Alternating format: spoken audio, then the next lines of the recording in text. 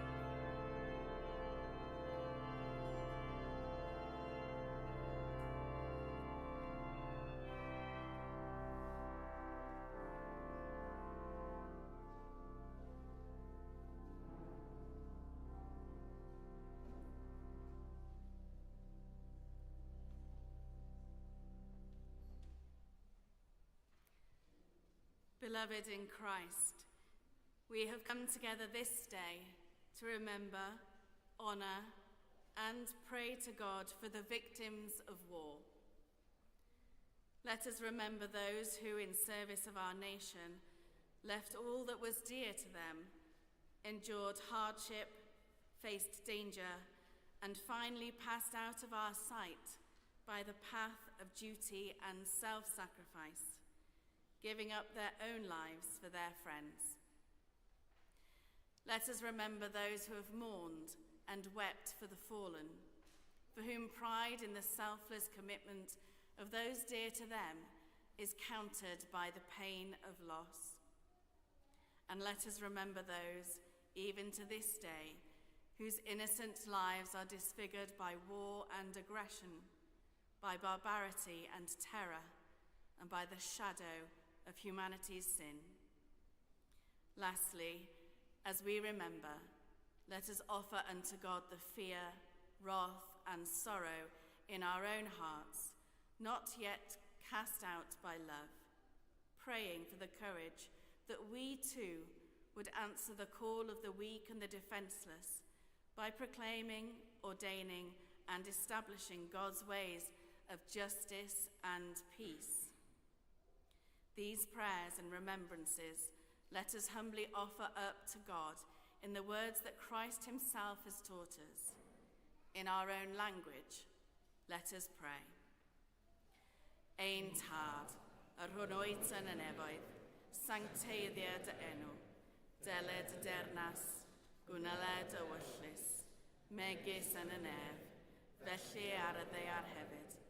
Dyro i ni heddiw ein bara benyddiol, a maddau i ni ein dyledio, fel y maddeuon innau un dyledwyr, ac nac arwain ni i brofedigaeth, eithir gwared ni rhag drwg, canis eiddo ti yw'r dernas, a'r gallu a'r gogoniant, yn oes oesoedd. Amen.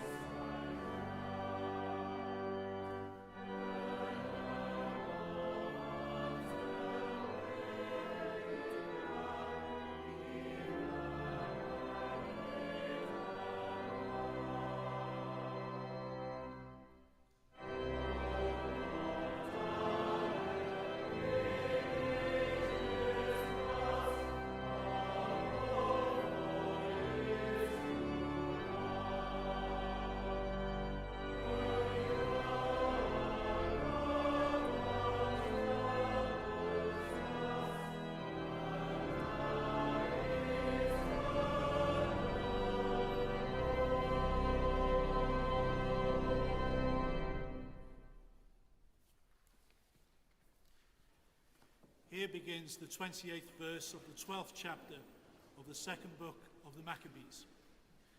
In those days, Judas assembled his army and went to the city of Adullam.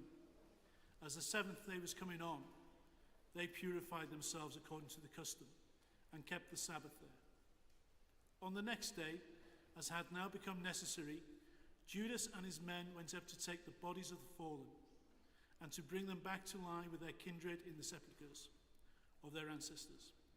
He took up a collection, man by man, to the amount of 2,000 drachma of silver and sent it to Jerusalem to provide for a sin offering. In doing this, he acted very well and honorably, taking account of the resurrection. For if it was not expecting that those who had fallen would rise again, it would have been superfluous and foolish to praise for the dead. But if he was looking to the splendid reward that is laid up for those who fall asleep in godliness, it was a holy and pious thought. Therefore he had made atonement for the dead, so that they may be delivered from their sin. Here ends the first lesson.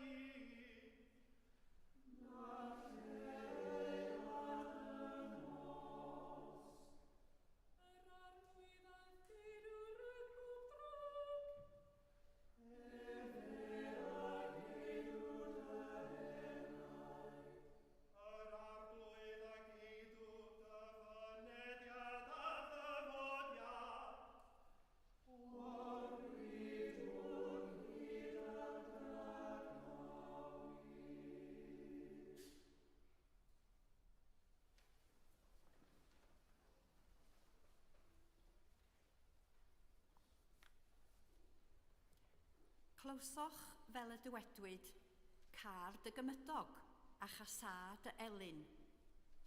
Ond rwy fi'n dweud wrthych, carwch eich gelynion a gweddiwch dros y rhai sy'n eich erlyd. Felly fe fyddwch yn blant i'ch tad sydd yn y nefoedd. Oherwydd y mae ef yn peri i'w hael godi ar y drwg a'r da, ac yn rhoi glaw i'r cyfiawn a'r anghyfiawn. Os carwch y rhai sy'n eich caru chwi, pa wobr sydd i chwi? Ond nid yw hyd yn oed y casglwyr trethu yn gwneud cymaint â hynny. Ac os cyfarchwch eich cydnabod yn unig, pa ragoriaeth sydd yn hynny? Ond nid yw'r cenhedloedd hyd yn oed yn gwneud cymaint â hynny. Felly byddwch chwi'n berffaith fel y mae eich tad nefol yn berffaith. Dyma derfyn yr ail lif.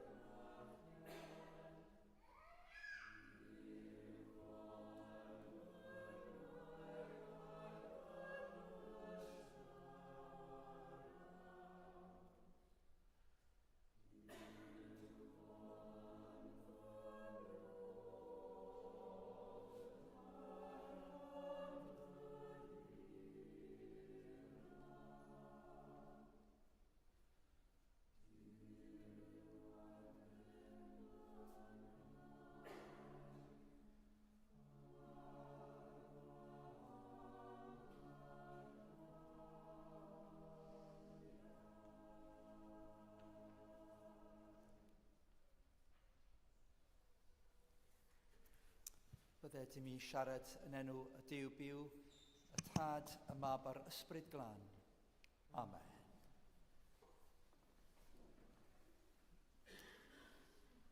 Wel, unwaith eto gyfeillion bore da a chroeso cynnes i'n cadeir lan ni ym Mangor unwaith eto. Braf cael eich cwmni. I'm always immensely grateful for the support that you show for this service. We gather in this sacred place, but for a sacred duty, which is that of remembrance, and that so many of you representing your different constituencies, your organisations have come here means a great deal to us.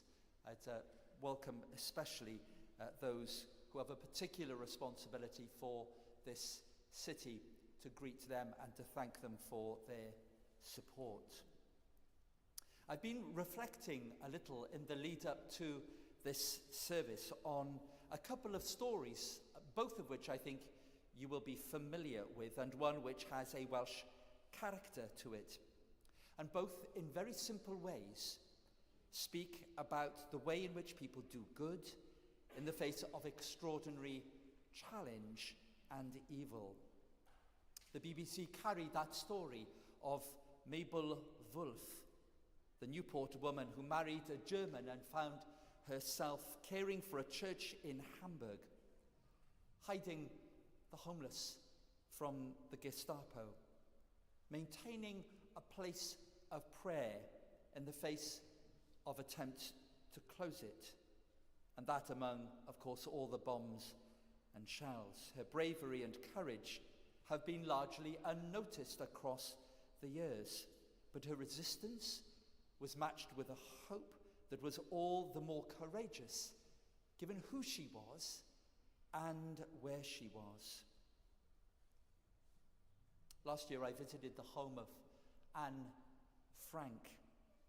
You will know the story, I'm sure, of the young German Jewish woman in Amsterdam, hiding behind a door in a secret room until somehow, and it's still not absolutely clear how, betrayed to the Gestapo. And they're transported to Bergen-Belsen. She died in the early months of 1945. Her diary is now famous worldwide, and an example again of how one speaks out, even in the circumstances in which she found herself, against the evil of that day. Two stories, two very simple stories among thousands, telling of those little acts of heroism, those acts of protest which stand alongside the acts that bring us here today, which we commemorate and remember. And we must do this. We must remember, because peace still seems such a distant prospect. Alongside that conflict in Ukraine, we see day by day what's happening in the Middle East. There is the new and again under the radar worsening crisis in the Sudan. A human incapacity to agree, to resolve without recourse to violence astonishes us day by day. Jeremiah typically sanguine when he said the heart is deceitful above all things, who can understand it? Against that kind of backdrop, we might ask, where then do we find hope? Well, I want to suggest here today, and by reflecting a little on that idea of remembrance. You see, our world is becoming ever more complex. And in the complexity and in the accumulation of knowledge, there is a greater capacity for things to be lost. Earlier this year, I was invited to go to a conference and give a paper on ethical AI, the potential for a tool to do good, the potential for it to be an instrument of terror and do great harm. What we must not forget are those basic human values which must underpin, whether it's AI, whether it's our gathering, whatever controls society, the human virtues which make for peace, which make for good, which make for justice. And if we don't, then we lose something enormously valuable. So today is a time to pause, to reflect, lest their lives, their value, their hopes, their legacy somehow becomes lost. Remembrance must always be that pause, that respectful marking which allows something significant to remain and be passed down. And we do it in parade. We do it in hymns which tell a story and give a vision, planting hope in our hearts. We do it in silence as we reflect on the magnitude of pain and loss. We do it in anthem as we make our pledge to loyalty. Whether it's apocryphal or not, I don't know, but attributed to Stalin, the words, "A single death is a tragedy, a million is but a statistic." In truth, what rescues each and every life are the stories of individuals, heroes and the normal, who simply did their duty. Last year, I also found myself visiting Talbot House near Flanders. Some of you will know it, Toc H, from where a chaplaincy and a resting place for soldiers was created who faced enormous challenge. An environment in which simply to be human, to touch base, to learn what it means to be civil when surrounded by incivility. Philip Tubby Clayton, who became a kind of beacon of hope as their principal chaplain. Someone who knew the realities of war, but whose life and ministry was given to helping others and reminding that there is something worth working and fighting for. What's moving so often in these stories and in these narratives is how they are born in the community of those who serve. The friendship from sharing the normal in abnormal time, the deeper connection of relying on another and finding they come good. What is fostered will travel across the years, and a better humanity is crafted, richer than the misery of the environment in which it is born. If every story then has its worth, and today we remember it, we perpetuate it, the cumulative value of those died across the two world wars and since then is of incalculable value. What is pernicious are those attempts to move on too speedily. With it, something dies. Peace becomes more fragile when we forget. I don't think communities, though, automatically become vehicles of peace and community. I've often thought it was interesting, Jesus did not speak about peacekeeping, good though that is. He spoke about peace making, harder by far. What needs to flow and be created from our experiences of conflict is a shared commitment to do everything possible to avoid it and to work for good. And here surely we do need a good vision, something that is worthy of our endeavours. The Christian vision of life is one in which wounds really can be healed. Hatred can be ended. Lives can be restored. That becomes the fertile field in which something good is created. In the words that he used when he taught his followers to pray, we long for a kingdom to come which looks a bit more like heaven than the earth we inhabit. I began with two simple stories, two individuals whose lives perhaps speak to us again today. So it's been in times past and will always be that the ordinary, the unspectacular will have impact and invites peace and hope, not beyond us, but very close to us. We too today, in our gathering, in our remembrance, have opportunity like them to be the bearers of hope and peace. May it be so for us today. In the name of God, Father, Son, and Holy Spirit. Amen.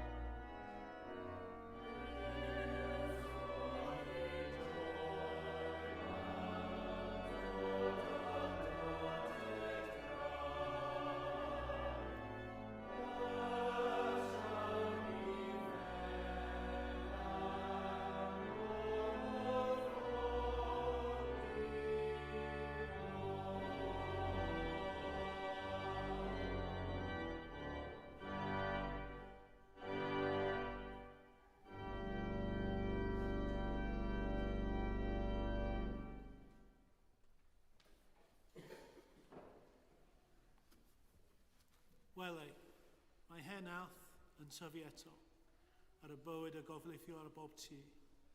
Sech y thorri y llaw i bothi wffren, y ffosid Ffranc trwy 4 blynedd ddi. 4 blynedd hyll mewn gwad a llaca. 4 blynedd eich mwsg ddir a fflwm. Flynyddoedd torri calon maged, a blynyddoedd cryno eniad sŵn. Ond weli, mae hen aw yn tyfu eto, a chraich yn codi yn llanoddi ar y chwi. Y llywydroddwyr, dynion a dyfyswyr yn llunio afai damnegiaeth fwy. O'r hen althfwyn fe alwn wylio dragau. Mo hyfyd fol di fydd yn unol rwydd. Eith holl ar wyddfrydd e bogwa yn disgwyl. Yn disgwyl awer dagyddiaid mebion diw.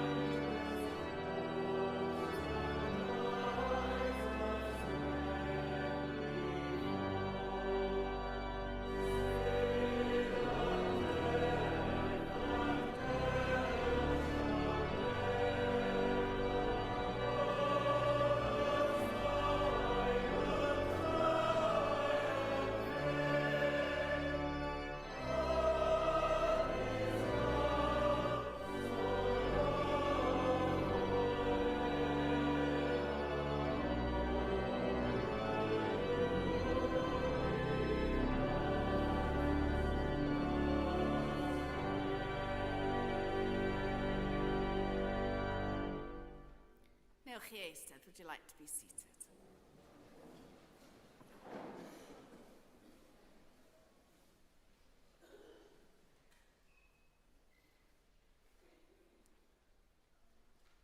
Gweddiwn. Holl alluog ddiw sy'n plethu'r nef a'r ddeiar yn un yn dy dangnefedd. Deied gwawr dy gariad graslon i ddyffrynnoedd ei digofaint a'n gofid, a rho hedd i'th eglwys, hedd ymhlith cenhedloedd, hedd yn ein helwydydd, a hedd yn ein calonau, trwy Iesu Grist, ein gwaredwr. Amen.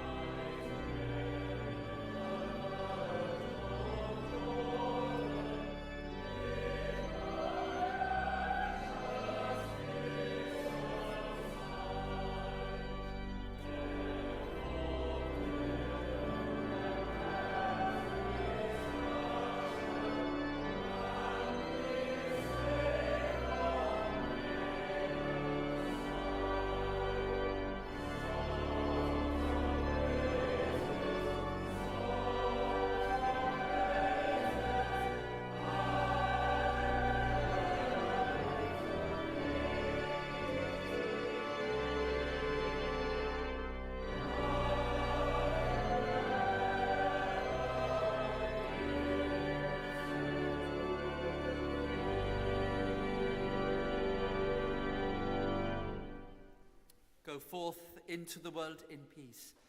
Render no one evil for evil. Strengthen the faint-hearted. Support the weak. Help the afflicted. Honor all people. Love and serve God, rejoicing in the power of the Holy Spirit. A bendith Duw holl alluog, y tad, y mab a'r ysbryd glan a fo yn eich plith, ac a drigo gyda chwi yn wastad. Amen.